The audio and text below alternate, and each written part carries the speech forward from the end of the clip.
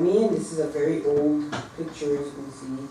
And we're looking at the kidneys, urinary bladder, ureters, and all the vascular system that's associated with that.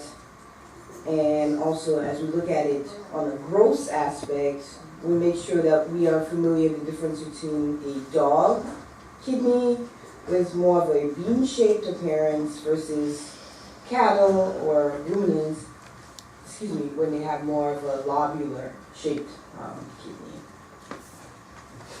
And these are gross images showing you the difference between a cat and dog. They have a similar shape, but the color is different. And again, the bovine kidney, which is lobulated. So can anyone tell me why the feline kidney has a pale color? The capsule? Not the capsule. Higher fat around it? Right. Well, not higher fat around it. Within the cells itself, especially the tubules, you have an increased amount of fat normally in cats. Why? I don't know. So it gives the kidney a pale appearance versus in the dog you have more of a sort of a maroon color. Also in the feline kidney, you can see the vasculature are much more prominent than that you see in the canine and the bovine. And this is a subgross section looking at the kidneys, and of course we know that it consists of the cortex on the peripheral area, the medulla closer to the center, and the pelvis. And of course, you have the capsule that's right over the cortical region. The functional units, what's the name of the functional unit of the kidney? It's a nephron. So this is again just a diagrammatic view of that. This would be a glomerulus, and just be familiar with its function, as well as the proximal and distal convoluting tubules. Again, just a reminder of what they look like. In the medulla, we have the collecting tubules and collecting ducts as it goes in veins and venules, again, associated with that. And this is the renal pelvis. And this is a radiographic appearance of the kidney, so you should be familiar with that, and obviously you get radiology next semester, and you have even more in-depth look at renal disease.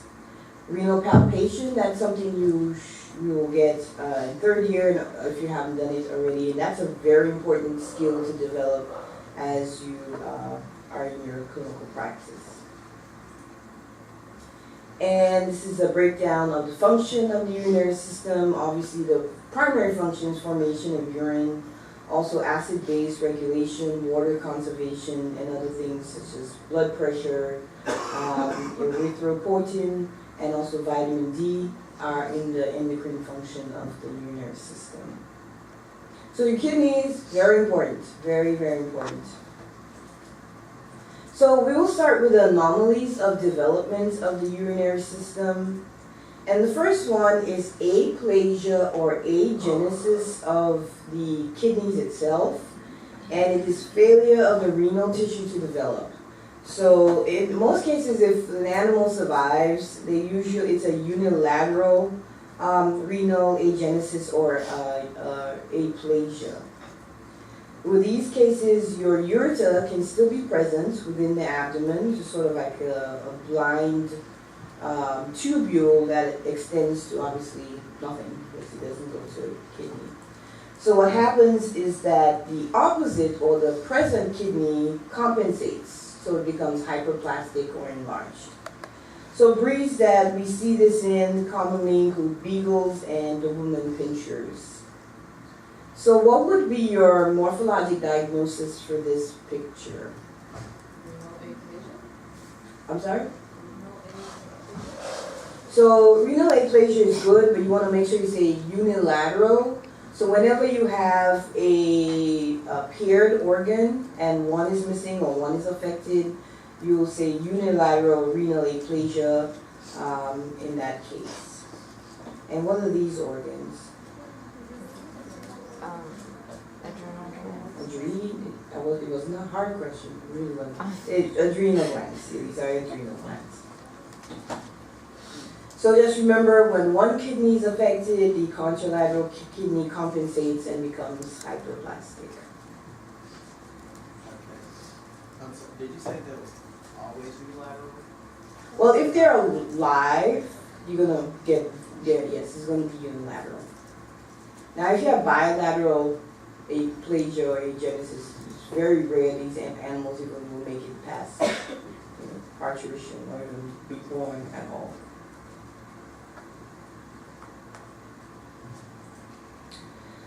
The other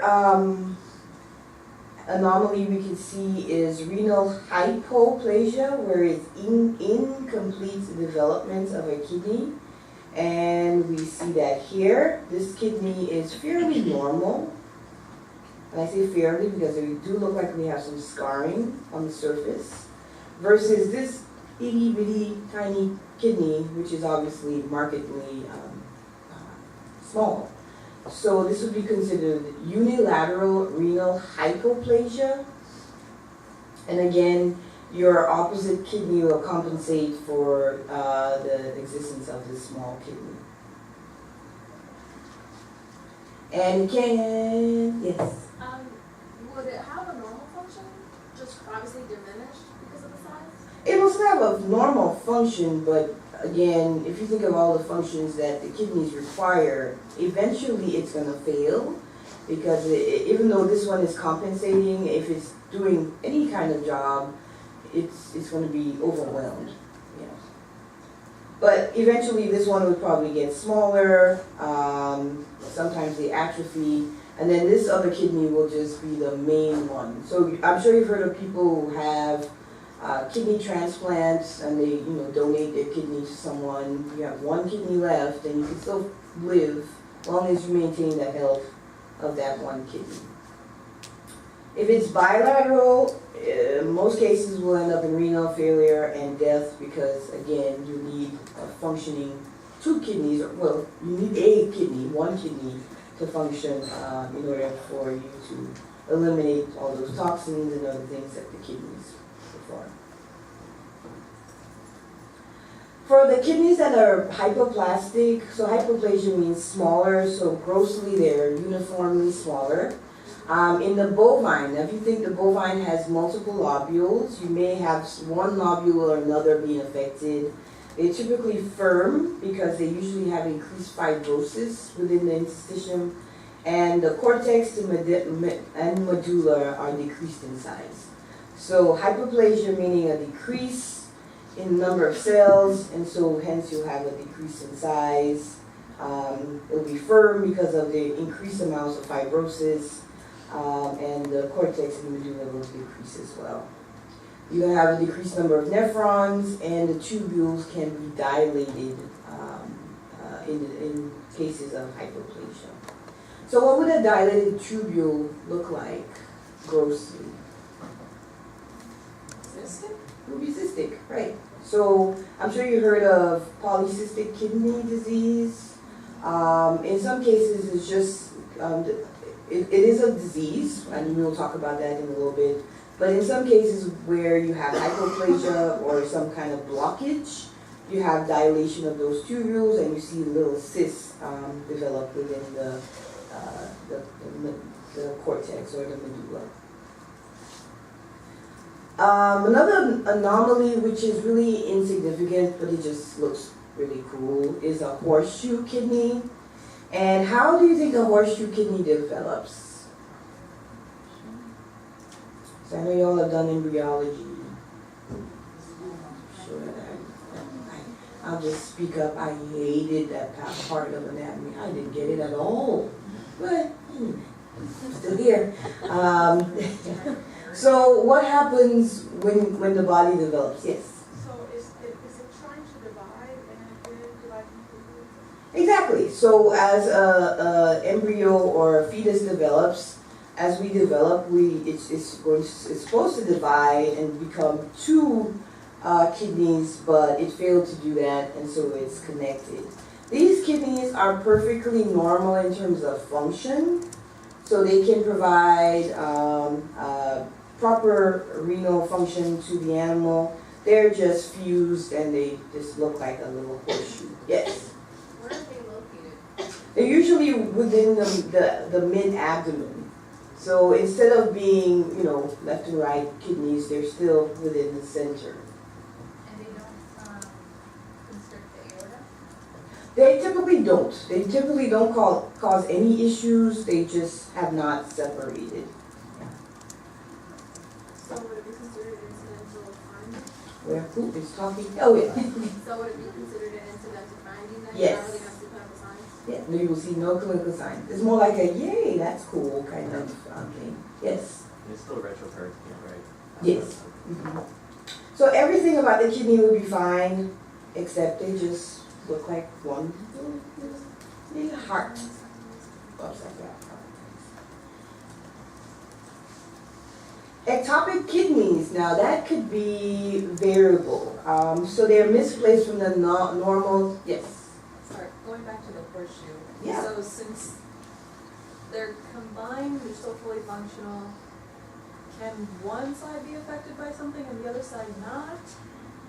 Like if you have failure of one kidney, normally you don't have failure of the other one. Would they No. be affected? It's not like, that makes me think of like conjoined twins. Okay.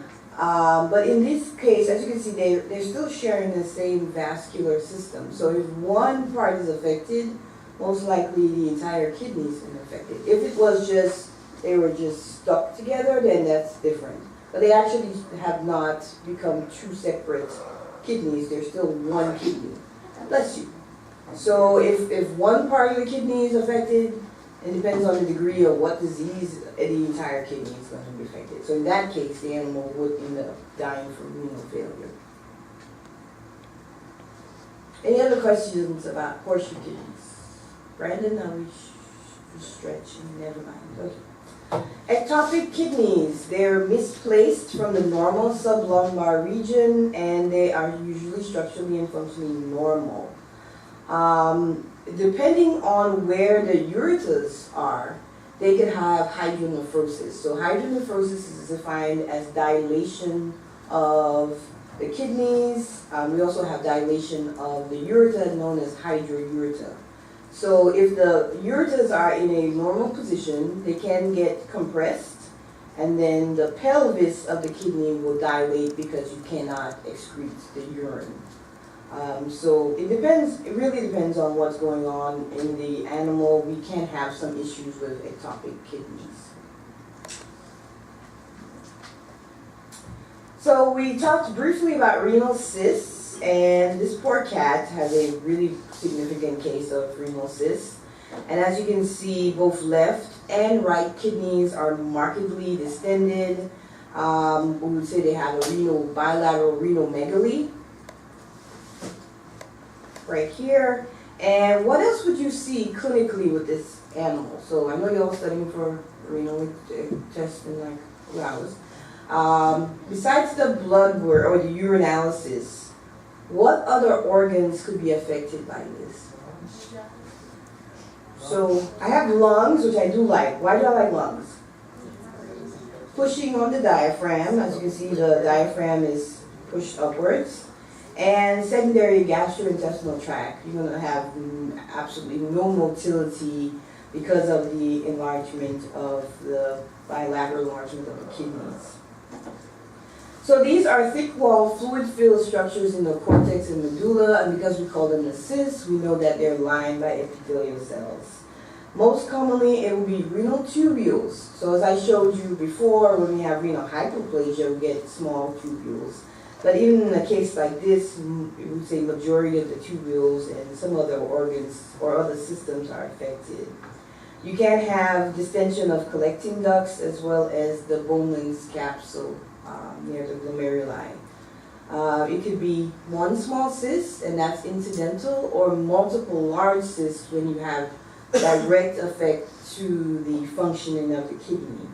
The congenital disease we see with this is called polycystic kidney disease, and we also see renal dysplasia having renal cysts associated with it. We don't talk too much about renal dysplasia, but we will talk about polycystic kidney disease. So this is autosomal disease, autosomal dominance. It's progressive and an inherited condition. And important to know, very classic condition in Persians, Himalayans, and bull terriers. So we have multiple fluid-filled cysts, and it's important to know where the organs. So most people think that it's only within the kidneys, but you can also get cysts within the liver as well as the pancreas. So even though it's called polycystic kidney disease, I can always ask you a question: what other organ systems can be affected by this disease?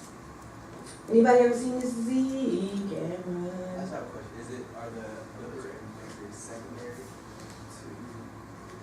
to? No, it's not secondary. It just develops in the liver and pancreas as well. Now, not in all cases, but it can occur. So, and you're saying you have seen a case of this? My cat has. Oh, your cat has it. What kind of cat do you have? Oh, how is he or she doing? We're talking about this council for renal transplant. Oh, Yeah. there you go. Is it unilateral or bilateral? Oh, I'm sad that I asked. I'm sorry. But yes, so with this disease, if the cysts get extensive, as I said, it can affect other organs. So it's a combination of one or more gene mutations, PKD1 and or 2, so polykidney cystic disease gene 1 and 2 are often mutated, and those genes are responsible for protein functions, and therefore protein is essential into cellular buildup or building, and so when you have alterations in that, you have this defect occurring. So this is a cross-section of a kidney with polycystic kidney disease. Now just looking at that, you can't differentiate of whether this is a renal cystic problem or polycystic kidney disease. So what would be your morphologic diagnosis for this slide? This is one kidney, before we say unilateral or bilateral. Severe.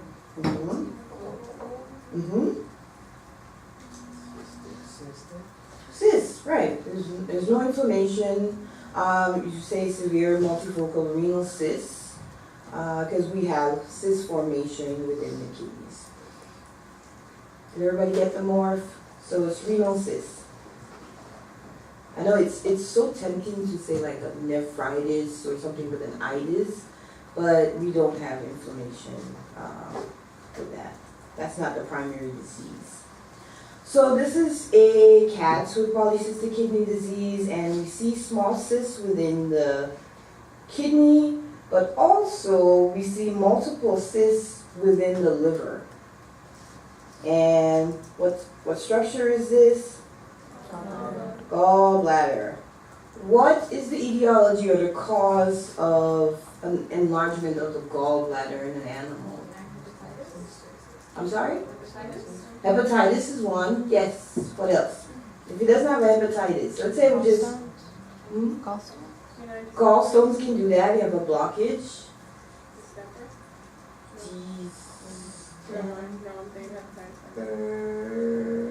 Cholestasis, like the hyperplasia. How about we? Let's think non-viral or bacterial. What happens when you don't eat for a long amount? Bile will build up. So a common finding, so when you get to necropsy next semester, we always know when an animal has stopped eating, or for instance, in terms of the survey dogs, we know when they've actually stopped them eating probably a day or a day or two, maybe not survey dogs, that's a bad example. But any animal that has stopped eating because of pain, maybe cachexia, may have a neoplasia, we usually see distended of the gallbladder because it's not releasing bile, and bile breaks down what? Fat. So if you're not eating anything, your gallbladder is going to be distended. But all those other viral or bacterial etiologies can also cause dilation of the gallbladder. Any questions so far? Yes. How much time will it take for that to be about?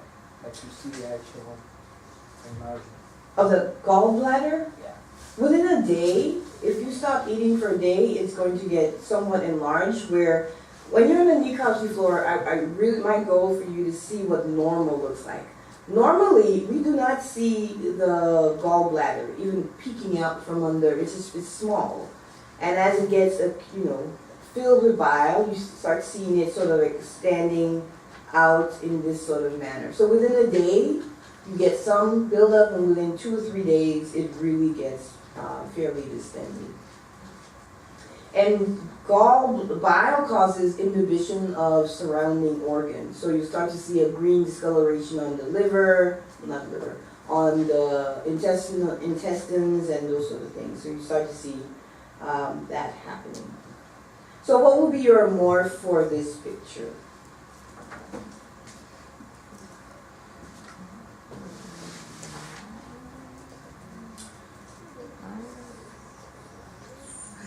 Moderate. Focal, Yes. renal cysts, Renal and hepatic cysts. hepatic cysts. Yes. Can you go first? Yes, ma'am. Can you go, where on the system On the liver. So these multifocal areas, some are more within the inside the organ, but here we have variable size cysts within the hepatic parenchyma. This is an H&E section, low magnification of what a renal cyst would look like, and we really can't tell if it's